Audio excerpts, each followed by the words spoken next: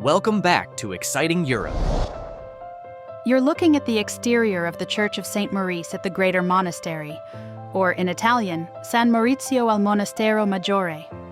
This uneventful facade allows most travelers to flock to the Duomo or Leonardo's Last Supper.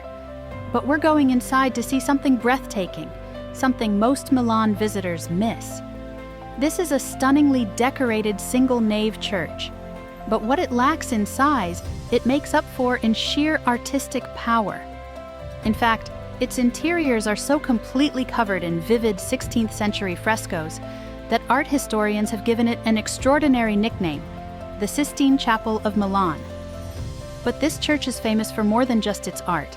It was once the center of a massive, powerful convent, and it was deliberately built in two halves, one for the public and one strictly for the cloistered nuns, separated by that very wall you see before you. Join us now as we unlock the secrets of this sacred partition, explore the masterpieces painted by Bernardino Luini and his workshop, and discover the stories of the powerful Milanese families and the hidden world of the convent that created the incredible San Maurizio al Monastero Maggiore.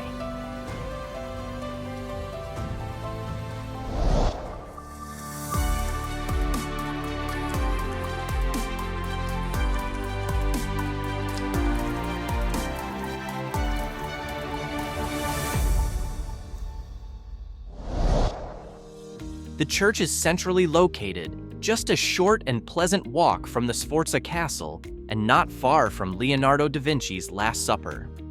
Getting here is easy.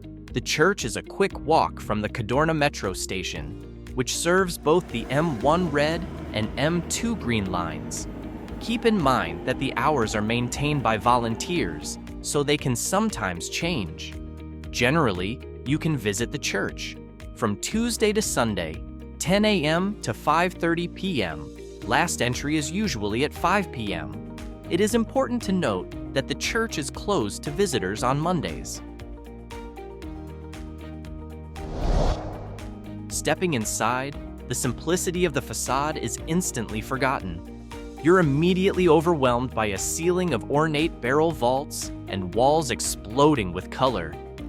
The architectural story here begins long before the Renaissance. The site itself is ancient, founded as a monastery on the remnants of Roman buildings. Church you see today, however, was primarily built starting in 1503 by architects Gian Giacomo Dolcebuono and Giovanni Antonio Amadeo. The most critical design decision they made, and the reason for this church's unique character, is the massive wall directly in front of you. The church was deliberately built as two separate sealed-off spaces. The entire complex belonged to an immensely powerful Benedictine convent for women. According to the strict rules of the time, these nuns lived a life of absolute enclosure, or clausura. They could not interact with the outside world, not even during Mass. The church was therefore structured to separate two distinct groups. The Aula dei Fedeli, or Hall of the Faithful, is the space we are currently in, the public area where lay worshippers and the priest would attend and hold Mass, and the Hall of the Nuns, which is the larger space behind the wall, reserved exclusively for the nuns.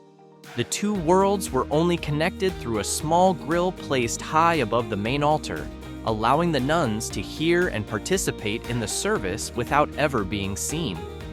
This video will explain all three main features of the building: the Hall of the Faithful, the Tramezzo, or separating wall, and finally, the Hall of the Nuns. The Aula dei Fedeli functions as an incredible gallery, lined with richly decorated side chapels. Each one of these miniature sacred spaces was a private devotional chamber and a burial site, paid for by a different prominent Milanese aristocratic family. This hall is literally a who's who of 16th century Milanese power. Starting on the left, you'll notice the strong presence of the Luini family. Bernardino Luini was the master, but his sons, Aurelio, Giovanpietro, and Evangelista, carried on his popular style, almost creating a family monopoly on the church's decoration. The first chapel, the Chapel of the Resurrection, was patronized by Countess Bergamina, who had a powerful connection. She was the daughter of the Duke of Milan, Ludovico il Moro. Here, Luini's sons, Aurelio and Giovan Pietro, depict the resurrection scene. As we continue, the second and third chapels belong to the influential Corredo family. The third chapel, dedicated to St. John the Baptist, is particularly interesting. It features the baptism of Christ and, according to some critics, contains early work by a future master, Giuseppe Arcimboldi, who would later become famous for his bizarre composite portraits made of fruits and vegetables. The fourth chapel, belonging to the main patrons, the Bentivoglio family, is dedicated to the deposition from the cross. Look closely at the figures assisting in the scene. The artists, again Aurelio and Giovan Pietro Luini, deliberately borrowed poses and dramatic gestures directly from Leonardo da Vinci's Last Supper, a clear homage to the great master painted just down the road. Crossing the nave, the chapels on the right offer a different blend of styles and stories. The first chapel, dedicated to St. Paul, is the latest edition, finished in 1571. Unlike the soft local style, the painter Ottavio Semino introduced bold Mannerist stuccos and figures showing clear influence from Michelangelo. The second chapel features another deposition, painted by the Lodi brothers, Fulvio and Callisto Piazza. Finally, we arrive at the third chapel, a true highlight. This was Bernardino Luini's final work in the church, completed in 1530. Commissioned by Francesco Besozzi, it depicts the stories of St. Catherine. Look at the powerful back wall, where St. Catherine protects the patron.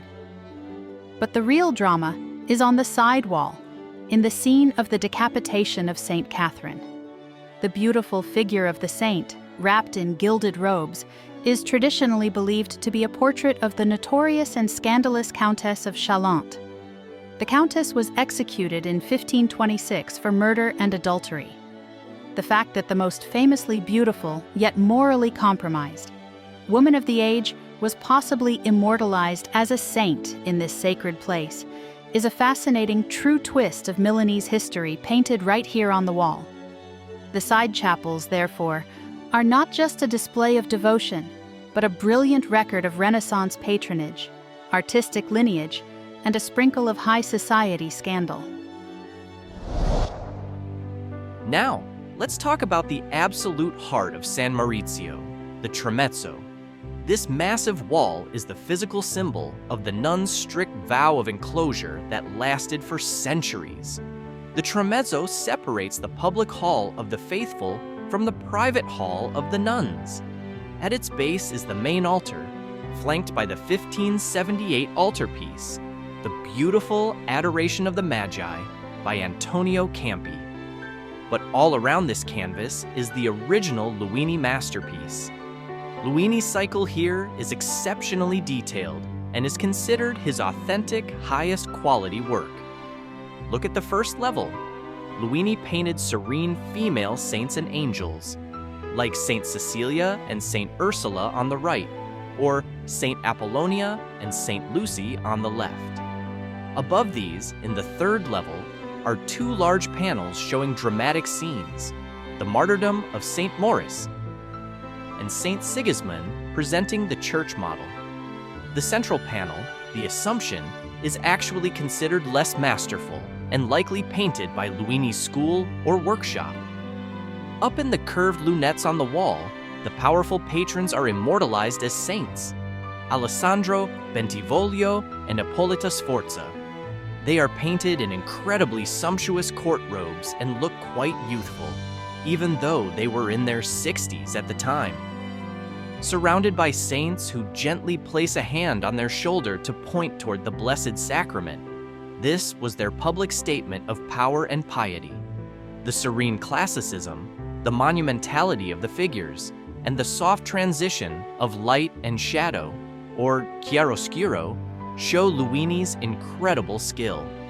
Critics even suggest his art reflects a direct knowledge of Raphael's work from a possible trip to Rome. though others point to his deep roots in Leonardo's school.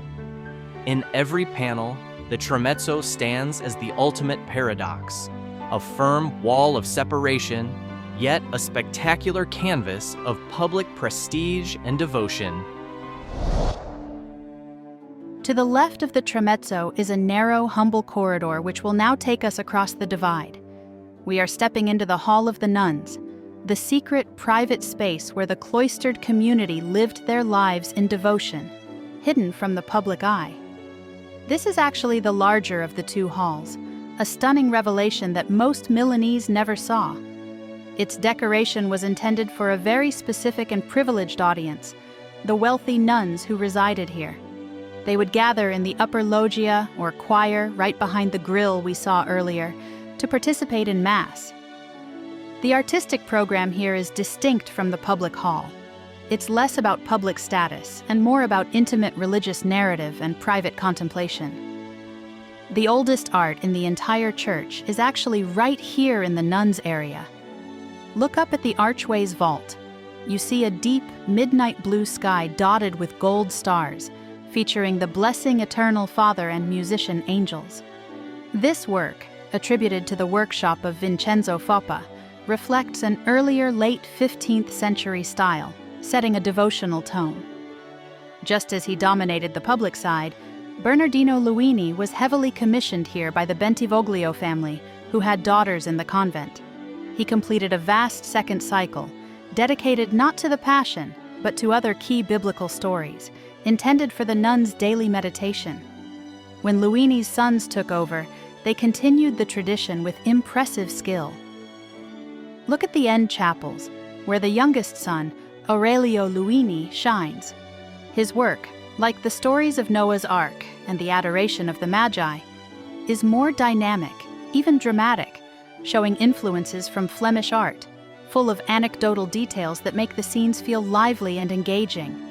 Finally, dominating this private hall is the magnificent, functional pipe organ. Built in 1554 by Giovan Giacomo Antognati, it is an impressive example of Renaissance instrument making, which provided the musical backbone for the nuns' prayers and their separation from the outside world. Throughout the hall, you won't see simple chairs. You see a set of elaborate, carved wooden seats known as choir stalls. In a traditional monastery, these stalls were essential. The nuns used these stalls when they gathered here for their daily prayers and chants, known as the Divine Office, or when they participated in Mass, hidden behind the Tramezzo grille. The Hall of the Nuns is, in essence, the emotional and spiritual core of San Maurizio, a secret world of prayer, art, and high society, now revealed for all to see.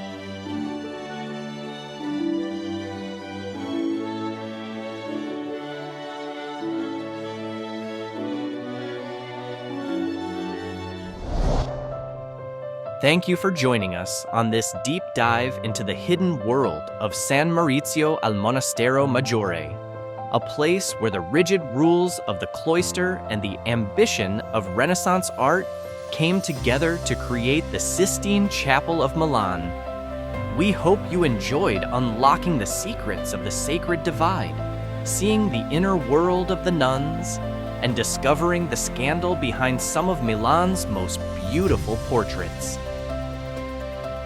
We have many more videos just like this one.